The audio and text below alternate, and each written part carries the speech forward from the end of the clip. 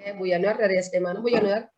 SD Negeri 1 Bendoharjo, Ibu, Kabupaten Grobogan, Jawa Tengah.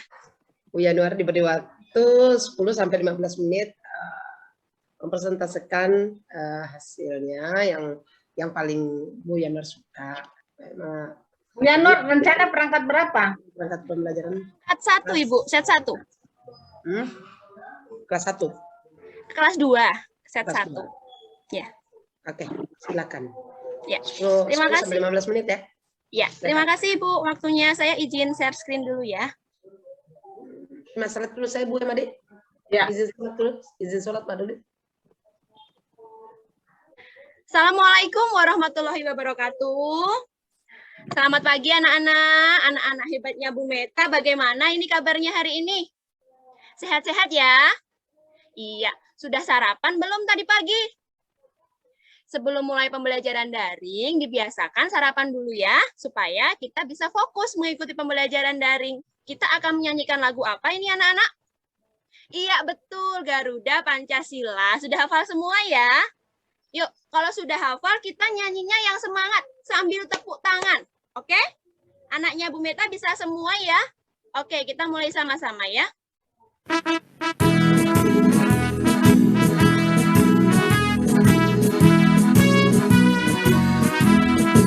Oh, hari ini kita belajar tema 1, subtema 4, pembelajaran 6 tentang hidup rukun di masyarakat.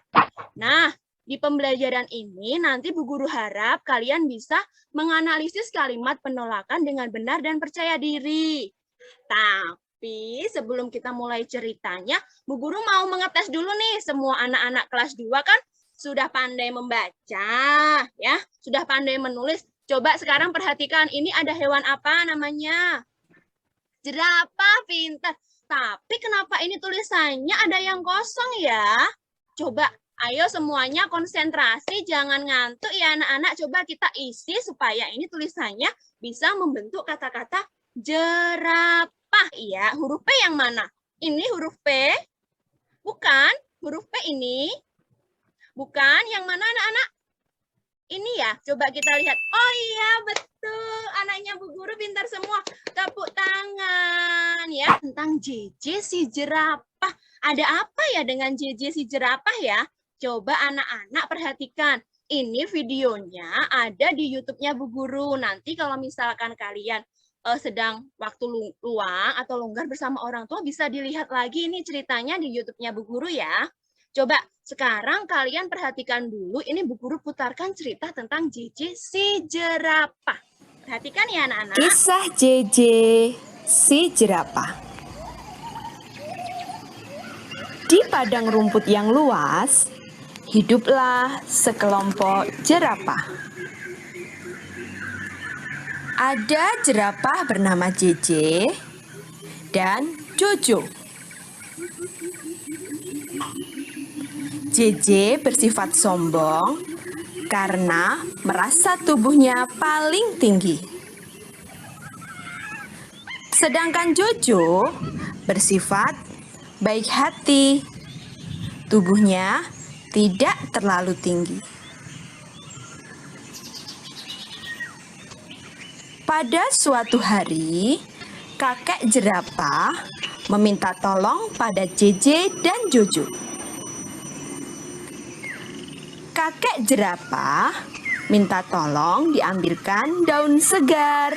Nah, anak-anak, dari cerita JJ si jerapah tadi, kita bisa menyimpulkan bahwa sesama teman kita harus saling menolong. Pintar. Bergotong royong menolong teman, itu termasuk pengamalan Pancasila. Pengamalan Pancasila yang keberapa ya, anak-anak? Iya, betul, kelima. Iya, sekarang Bu Guru tanya, anak-anak senang tidak mengikuti pelajaran hari ini? Senang? Sudah paham dengan materi hari ini? Ini PBL, Bu. PBL. PBL. Ya. Bisa saya disebutkan sintaks dari PBL itu? Oh iya. Yang pertama orientasi masalah.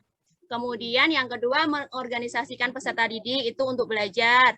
Kemudian yang ketiga membimbing penyelidikan individu maupun kelompok. Kemudian menyajikan hasil, kemudian yang terakhir mengevaluasi itu. Mengevaluasi. Nah, dari pembelajaran yang Ibu buat, yang mana yang masuk HOTS dan yang mana yang LOTS? Ya, kalau menurut saya dari awal pembelajaran itu saya sudah itu Bu menggunakan HOTS ya. Misalkan tadi di awal pembelajaran saya sudah menampilkan cerita, kemudian dari cerita itu peserta didik saya ajak bertanya jawab. Dari situ kan juga peserta didik sudah mulai berpikir ini memecahkan masalah dari cerita yang saya sampaikan seperti itu sudah termasuk HOTS. Kemudian yang LOTS-nya yang itu saya tanya tentang tugas sehari-hari di rumah seperti itu, pembiasaan sehari-hari di rumah seperti itu kan tidak membutuhkan berpikir kritis ya. Kalau yang saya tampilkan permasalahan, saya tampilkan cerita, saya tampilkan video tadi, itu kan setelah saya tanya jawab, peserta didik mau tidak mau harus membuka pikirannya tadi apa saja ya yang ditampilkan Bu Guru, apa saja yang diceritakan Bu Guru. Nah, itu menurut saya sudah termasuk HOTS sih, Ibu. Coba bisa Ibu paparkan indikator mana saja yang termasuk dalam IPK HOTS dalam RPP-nya Ibu. Ya, jelaskan coba perkembangannya. Ya, dari indikator kemarin itu saya hanya dari 1 KD itu saya hanya mencantumkan 2 indikator, yaitu yang pertama indikator pendamping dan yang kedua indikator HOTS. Nah, kenapa ada indikator pendamping ini sebagai pijakan awal supaya peserta didik tidak langsung kesulitan untuk memahami mencapai yang HOTS seperti itu, Bu.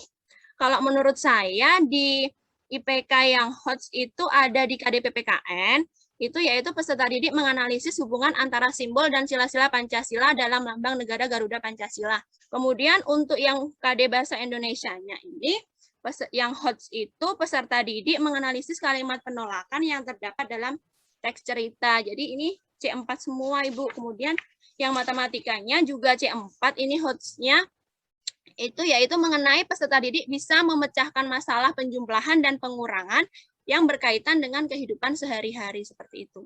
Bu Meta kan seorang guru, ya tentunya dalam kehidupan sehari-hari, gimana dalam pembelajaran di tema 3 itu Bu Meta membagi peserta didik menjadi 5 kelompok yang heterogen. Kemudian Bu Meta memberikan LKPD berbasis kegiatan. Saat kegiatan kelompok, ada 2 kelompok yang mengalami kesulitan dalam mengerjakan aktivitas belajar. Bu Meta menginstruksikan kepada kedua kelompok tersebut untuk mencari pemecahan masalahnya sendiri. Berdasarkan kasus tersebut, bagaimana kira-kira tanggapan Ibu terkait pengalaman konsep guru memesona? Saya mulai dari guru memesona dulu ya, Bu ya. Dari yang saya pelajari itu guru mempesona itu lebih ke kepribadian guru itu sendiri, yaitu guru yang gimana ramah dengan anak, kemudian respect seperti itu ya Bu ya. Ketika anak bilang apa saja itu selalu ditanggapi. Itulah salah satu kelebihan guru SD. Jadi guru SD itu menurut saya gimana ya, panggilan jiwa seperti itu sih Bu. Di situ biasanya keterkaitan dengan guru mempesona yaitu saya memberikan pendampingan, kemudian saya ikut terjun langsung ke kelompok tersebut, memberikan motivasi, saya memberikan pancingan-pancingan Ibu. Jadi bukan saya yang memecahkan masalah, tapi saya memberikan pancingan-pancingan, memberikan umpan-umpan agar umpan tersebut dapat dicerna oleh kelompok tersebut. Kan itu heterogen, pasti kan tidak semuanya pasif ya, pasti ada 1-2 yang nyantol lah dengan umpan-umpan yang saya berikan. Nah, di situ mungkin bisa mengembangkan apa ya, pengetahuan peserta didik seperti itu sih Bu kalau menurut saya. Jadi ya saya terjun langsung, saya dekati, kemudian saya berikan umpan-umpan seperti itu. Itu karena heterogen pasti ada beberapa yang nyantol dan bisa untuk memecahkan masalah di kelompok tersebut seperti itu. Oke, menurut Ibu kira-kira apa perbedaan antara materi esensial dengan advanced material? Bisakah Ibu memaparkan advanced material dari kemudian pada bahan ajarnya Ibu? Ya. Kalau materi esensial itu ya materi inti atau materi pokok yang KD-nya itu nanti mau saya ajarkan seperti itu. Kemudian materi advance itu adalah materi yang ditujukan khusus untuk peserta didik yang sudah lulus atau paham tentang materi esensial. Jadi kalau yang advance itu untuk sebagai pengayaan Ibu, seperti itu. Untuk di materi saya memang tidak saya nyatakan secara gamblang mengenai advance materialnya. Tapi saya sudah mempunyai konsep nanti kira-kira pengayaan apa yang akan saya berikan kepada peserta didik seperti itu. Kalau yang bahasa Indonesia tadi kan tentang kalimat penolakan, itu yang materi esensialnya. Kemudian yang untuk pengayaannya, untuk advance-nya itu, saya akan memberikan beberapa kasus, Ibu, seperti yang saya pancing tadi itu. Ya, akan saya berikan beberapa kasus, kemudian peserta didik nanti bisa mengungkapkan dan menuliskan tentang kalimat penolakan yang dia ucapkan seperti itu. Kemudian untuk yang materi PPKN-nya tadi kan mengenai lambang-lambang Pancasila seperti itu ya.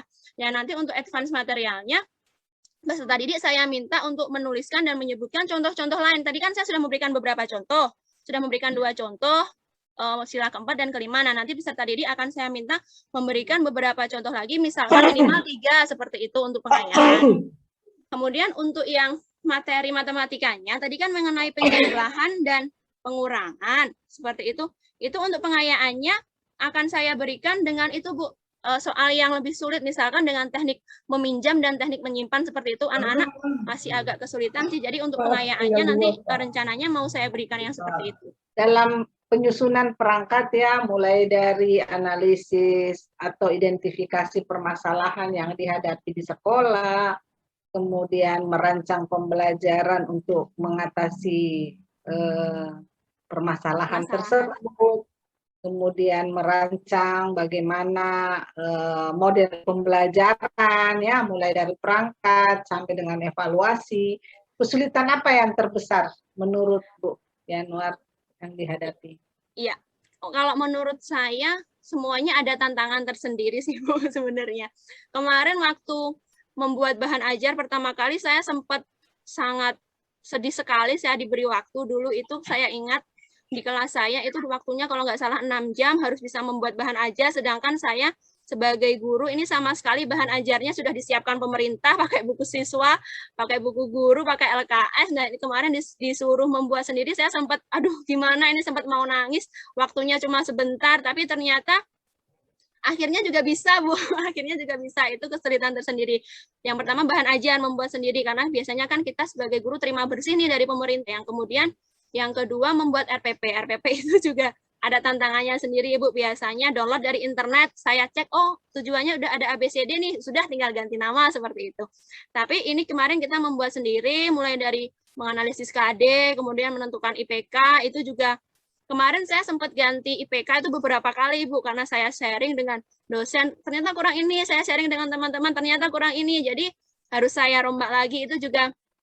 Kemudian medianya saya biasanya memang sudah sering pakai PPT, pakai video, tapi biasanya comot-comot dari YouTube seperti itu. Lah, kemarin membuat sendiri, itu juga termasuk tantangan tersendiri. Yang terakhir itu di instrumen, Bu. Biasanya instrumen kan, kita nggak buat kisi-kisi soal, kita tidak menentukan, menjodohkan dengan IPK-nya. Ini kita mau buat soal loss apa soal hot ya. Kalau dulu kan biasanya buat bikin soal ya, yang ada di buku kita bikin soal seperti itu. Nah, kemarin tantangan tersendiri yang saya paling rasakan juga itu di instrumennya, Ibu. Instrumen ada penilaian sikap juga, ada penilaian keterampilan juga, kisi-kisi, membuat kisi-kisi di penilaian pengetahuan seperti itu. Jadi semuanya ada cerita tersendiri, Bu. Jadi semuanya menarik dan penuh tantangan kalau menurut saya. Umpan baliknya terhadap Ibu gimana nih setelah melewati hal itu? Ya, ini sedikit banyak saya termotivasi, Bu. Ternyata dulu itu saya nggak bisa bikin seperti itu bukan karena saya nggak bisa, ternyata karena saya nggak mau gitu. Tapi ternyata kalau kita mau dan kita sudah belajar nih di sini, sudah belajar, diberi pengetahuan banyak sekali oleh dosen-dosen yang luar biasa, ternyata membuat perangkat pembelajaran itu juga tidak terlalu susah asal kita mau seperti itu, Bu. Jadi insya Allah nanti ke depannya akan saya kembangkan, semoga bisa istiqomah seperti itu. Keywordnya 2, Bu Yanuar ya. Mau jadi penonton atau mau mengambil bagian. 2 keywordnya. Mau mengambil peran ya, untuk mengambil bagian dari hal itu, atau mau jadi penonton. Sama keywordnya. Ya, Ibu juga demikian. Saya kira ini sudah tahapan Hukum ya, kemudian PPL, kemudian UKIN, lalu UP. Kurang lebih 60% perjalanan sudah Ibu lalui ya. Ya, sukses untuk tahapan selanjutnya. Amin, amin. Ya, saya suka dengan motivasi diri Ibu. Ya, sekian saya rasa Bu Hikmah dari saya sudah bisa menangkap apa yang disampaikan.